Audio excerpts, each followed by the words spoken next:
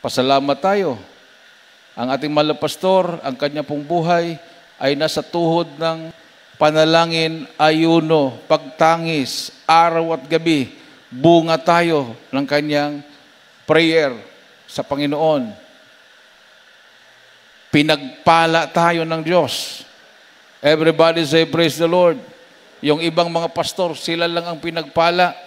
Mayroon na silang helicopter, mayroon na silang mga private plane, mayroon na silang mga mansion. Iba yung magtanggal ng sapatos, iba yung magligo. Grabe naman. Pero ang ating mahal na pastor, halos hindi natutulog.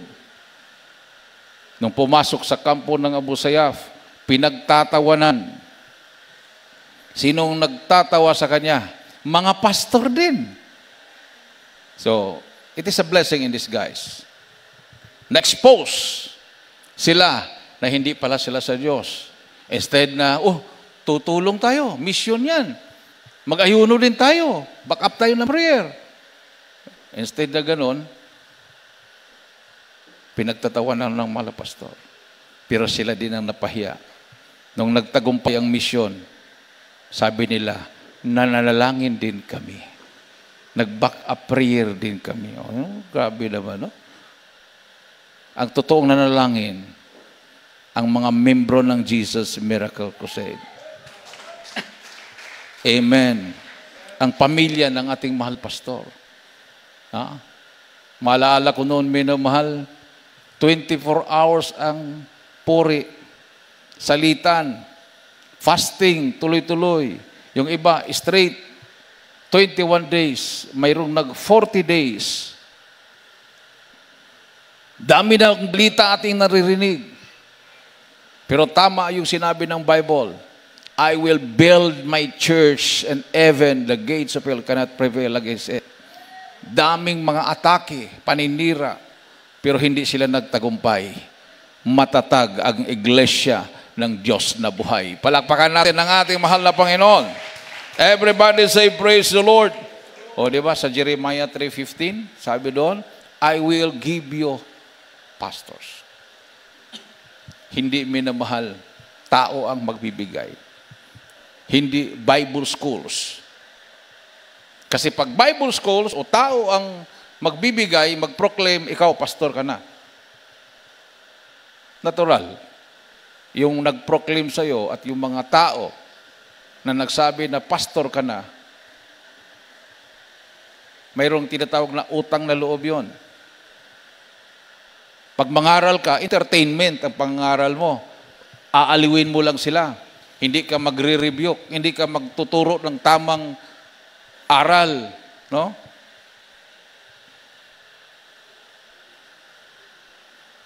Yung iba nga minimal, yung choir, yung kakanta, mag-audition pa yan.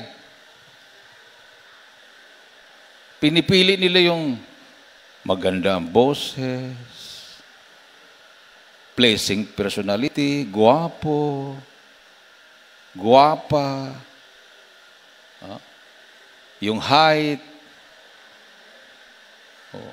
Naku, kung 4'11" lang ang height mo, hindi ka talaga pwede kapag gano'n. Kapag isasama pa yung height, tapos maganda ka, magandang boses mo. Bakit gano'n? Ibig sabihin, entertainment. Para ma-entertain ang mga nakikinig. Hindi ka naman dapat makinig eh. Habang kumakanta ang choir, kakanta ka rin sasabay kasi nagpupuri sa Diyos. Everybody say, praise the Lord. Hindi naman to concert. Napakinggan mo, ganda ng busis ha. Purihin mo yung kumakanta, talagang mapataas ka ng kamay. Dahil nagagandahan ka sa boses. Hindi naman ganon. Kahit magandang boses mo, hindi mo naman kayang mag-ayuno, hindi ka rin pwede. Palakpakan natin mahal na Panginoon, minamahal. Kahit guwapo ka, guwapa, ayaw mo namang magpasting dahil manglalim ang mata mo, mawala yung kagwapuhan at kagupahan mo, siyempre mag-straight ka ng tindis. Mamutla ka. Lalalim ang mato, magkaroon ka ng eye bags. Di ba? Oo. Wala na. Ganun pala ang choir dyan. Oo. So, dito, ang kumakanta, ang nagpipili ang mga Panginoon. Yung talagang galing sa puso yung kanilang pagpupuri sa Diyos. Everybody say, praise the Lord. Doon sa Luneta, mayroong nakonberte doon, napadaan lang. Paglingo niya, kumakanta yung choir, sa Loton pa noon, hindi pa sa grandstand. Yung businessman na yon na dumaan, nakakotse, paglingo niya, nakita doon niya, imposible naman ang choir hanggang ulap. Pahagdan-hagdan yung nakaputi na kumakanta. So, huminto siya. Tapos lumapit. Ay, hindi pala. Hindi pala pahagdan-hagdan. Pero nung nasa malayo siya, nakita niya, hanggang ulap yung mga choir na nakaputi na kumakanta. Pumasok sa isip niya, ibang grupo to, ibang mga awit to. Sinasamahan ng mga anghel. Amen. Amen. Everybody say, praise the Lord. Sa 3:15, ating pong basahin. Sa Jeremias 3, talata po'y 15. At bibigyan ko kayo ng mga pastor ayon sa aking kalooban, nakakandili sa inyo ng kaalaman at unawa. Amen. Nakakandili sa iyo ng kaalaman at unawa. Oh? I will give you pastors according to mine heart, which shall feed you with knowledge and understanding. Pag maligaw ka sa pag-unawa niyan, minamahal, ang ibig sabihin, yung pastor na may pinag-aralan talaga. Yung linguistic. Hindi lang Ilocano ang alam. Alam mag-Tagalog, alam mag-Bisaya, alam mag-English, alam mag-Hebrew, alam mag-Arabic, mag-Chinese, ganon. Kasi, sinabi doon, which shall feed you with knowledge and understanding. Ano ba ang knowledge and understanding sa Job 28:28? Ano bang ibig sabihin dyan? 20:28 ng Job. Dito po sa Job 20, talata po 28. Ganito po ang sinasabi. 28:28 po. 28:28. At sa tao ay sinabi niya, narito, ang pagkatakot sa Diyos ay siyang karunungan at ang paghiwalay sa kasamaan ay pagkaunawa. Everybody say, praise the Lord. So ano po yung karunungan, knowledge? Pagkatakot sa Diyos. Yung pala yun. So ano pong natutunan natin dito? Itinuro ng ating mga pastor, magkaroon tayo ng takot sa Diyos. At naunawaan natin, paano tayo nakaunawa? Anong sinabi nung binasa natin? Ano po yung understanding?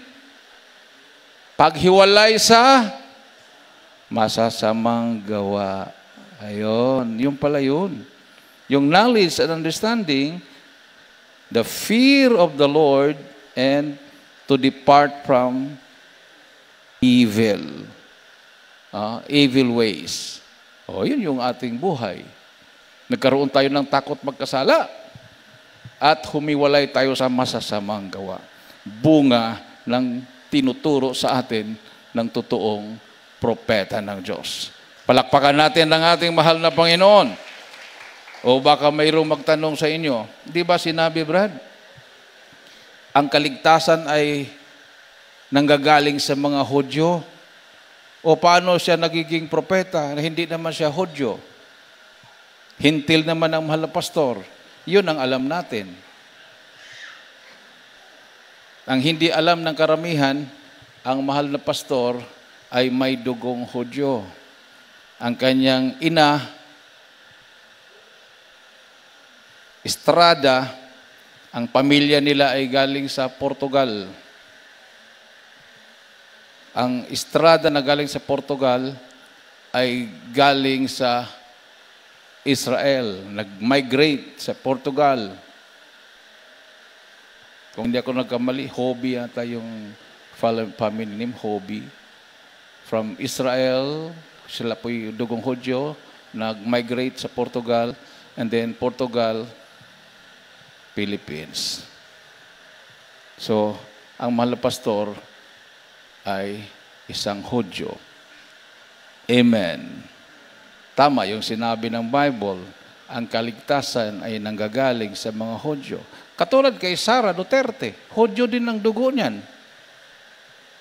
Yung mama niya, si Elizabeth Semerman, isang Hudyo. Oh. Oh, ibig sabihin ng Vice President ng Pilipinas ngayon ay dugong Hudyo. No? So, sa spiritual naman, tinatawag tayong spiritual Israelites. Amen. Everybody say praise the Lord. So, kung tayo ay totoong church, tayo yung babalikan ng mahal na Panginoon. Dahil ang church na totoo, na babalikan ng mahal na Panginoon ay mga taong binanal ng Diyos. Hindi ka pwedeng makasama sa pagbabalik ng mahal na Panginoon doon sa kanyang kaharian kung hindi ka namumuhay sa kabanalan. Dahil sa unang Korinto, Kapitulo 1, versikulo 2, ang lahat na mananampalataya kay Kristo ay binanal. Ibig sabihin, we are the living saints. Amen. Si Apostol Pedro, si Apostol Pablo, at iba pang mga Kristiyano noong unang panahon, silang lahat ay mga santo at mga santa na mga patay na ang kanilang makaluluwa ay nandoon na sa langit. Sila yung mga martir na sinabi ng Book of Revelation na sumisigaw ng hustisya. Sila yung mga pinugutan ng ulo, pinakain sa leon, sinunog dahil sa pangangaral sa pangalan ni Jesus. Everybody say, praise the Lord. At tayo naman, sa huling araw, ang sinabi ng Malapit noon na itatayo niya. At that time, nung sinabi ng Malapit noon, itatayo ko ang aking iglesia. May iglesia na po nung panahon na yun nung nagsabi siya. So bakit siya nagsabi ng mayroon siyang itatayo? Ibig sabihin, future. I will build my church. Ibig sabihin, future church yun. Hindi yung church sa kapanahonan ng mga apostoles ang tinutukoy. Na ang church na yan ay punong-puno ng kapangyarihan. Amen. Palakpakan natin ang ating mahal na Panginoon, minamahal. Kindly, pakibasa. Dito po sa unang sulat ni Pablo sa mga taga-Korinto, 1 talata po 2. Sa iglesia ng Diyos na nasa Korinto, sa mga tuwid bagay, sa mga pinapaging banal kay Kristo Jesus, na tinawag na mga banal, na kasama ng lahat ng mga nagsisitawag sa bawat dako, sa pangalan ng ating Panginoong Heso Kristo, na kanila at ating Panginoon. Ayun. Amen. Sabi dito, minimal, unto the church of God, which is at Corinth, to them that are sanctified in Christ Jesus, called to be saints, with all that in every place call upon the name of Jesus Christ our Lord, both theirs and ours. So, sila ay tinawag na mga saints, at lahat na tatawag sa ating mahal na Panginoon at maniwala sa Kanya, sila din ay mga santo at mga santa. Amen. Yan po ang dahilan kung bakit pag ikaw ay gagawa ng kasalanan, papaluin ka ng mahal na Panginoon. Dahil binanal ka na ng Diyos.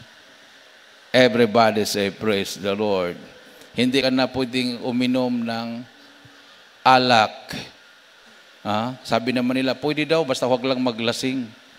Sabi nga ng Biblia, pagtingin lang. Pagtingin lang. Noong unang panahon, bakit daw gumawa si Kristo ng alak kung pinagbawal? O ano bang ginawa niya ng alak? Sinabi ba niya, lahat ng mga banga na lalagyan ng alak, punuin nyo ng alkohol? Sabi niyo, alkohol bang sinabi niya? Ano sinabi niya? Punuin ng tubig. Tapos pinalanginan. Tapos nung uminom yung mga hindi pa nakainom, oh, ang sarap, ang tamis. Bakit ngayon lang ito pinalabas? Kasi ang alak sa Israel, pag unang labas, matamis yan dahil kapipiga lang. Mga prutas po na grapes yan, piniga. Walang halong tubig. Pure na pure talaga. Pag inom mo, talagang napakatamis. Parang grapes din, di ba? Yung grapes na fresh, pag matagalan na yung grapes, parang maasim na kainit. Parang maasim na siya. O ganoon din yung kanyang katas. Kung kapipiga lang, matamis. Pero pag kinahapunan na, may kunting alcohol na parang malalasing ka na. No? So ang ginawa ng malapi noon, hindi po yung nakakalasing. Yung matamis na matamis. Tubig ang nilagay niya, hindi po alcohol. Pinupuno ng tubig yung mga banga at pinalanginan. Palakpakan natin ng ating mahal na Panginoon. Lalo na sa ating kapanahunan. So, ang ating katawan ay templo ng Diyos, huwag mong sirain.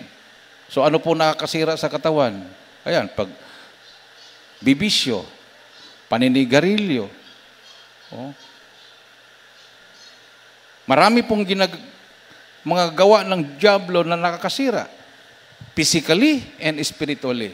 Yung pagpapanood po natin, nang hindi dapat panoorin, na mababasa o makikita mo sa cellphone, sisirain yung spiritual mo. Sisirain din yung katawan mo. Hindi ka na matutulog. Ha? Kahit ano na lang pinapanood mo doon, wala namang kaugnayan sa spiritual, hanggang wala ka ng tulog, maya-maya may sakit ka na pala. Pero kung hindi ka natutulog, nagpupuri sa Diyos, hindi ka magkakasakit, lalo ka pang pagpapalain ng mahal na Panginoon. Everybody say, praise the Lord. Ha? Malapit ang pagbabalik ng mahal na Panginoon, minumahal. Harvest time na. So, na-expose na yung mga hindi talaga sa Diyos. Nagsibagsakan na. O, di ba yung iglesia, dati talaga, yabang-yabang nila. Gaganda daw ng kanilang mga templo.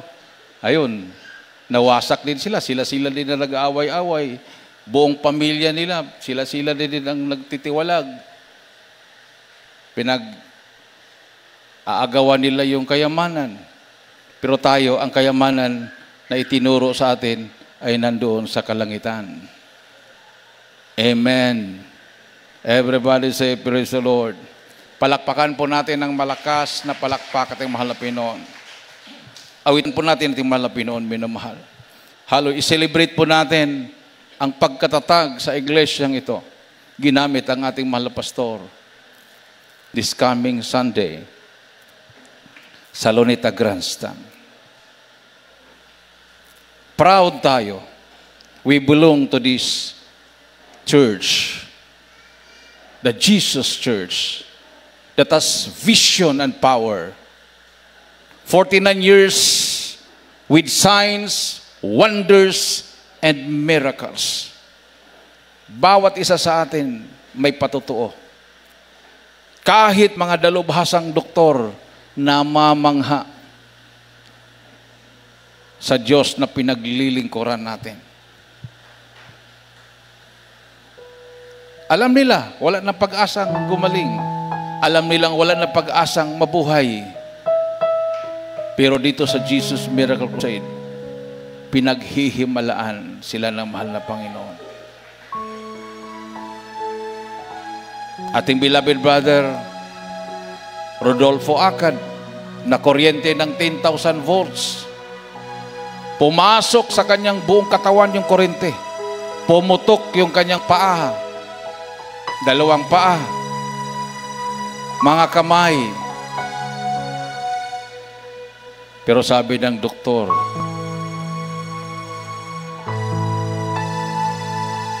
walang nangyayari sa kanyang mga internal organs. Samantala yung nakuryente lang ng 220 volts, 220. Pagdating sa ospital, dead on arrival.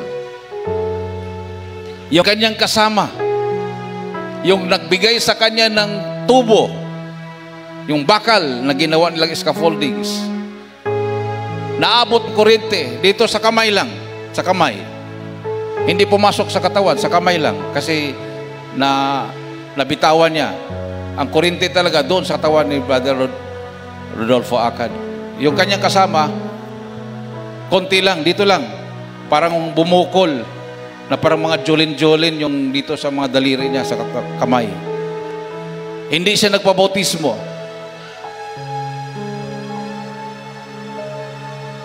Hindi na po nakarecover yung kamay niya. Biglang nang liit, gumanon yung mga daliri, lumiit, hindi na magamit. Mabuti nilang yung kanan, yun yung ginagamit niya. Ngayon, nagtatrabaho na dito sa atin. Marunong siyang mag-tiles. Kinuha natin. Ganon yung kanyang mga daliri. Pero si Brother Akad, wala kang makitang, akala mo hindi na kuryente. Normal ang kanyang mga daliri sa kamay at paa. Totally pinagaling siya ng mahal.